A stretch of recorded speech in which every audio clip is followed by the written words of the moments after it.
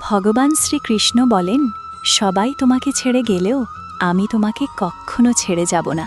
ভয় পেও না, এই যুদ্ধ তোমার একার নয়, আমি আছি তোমার পাশে। তুমি শুধু নিজের কর্ম করে যাও, বাকি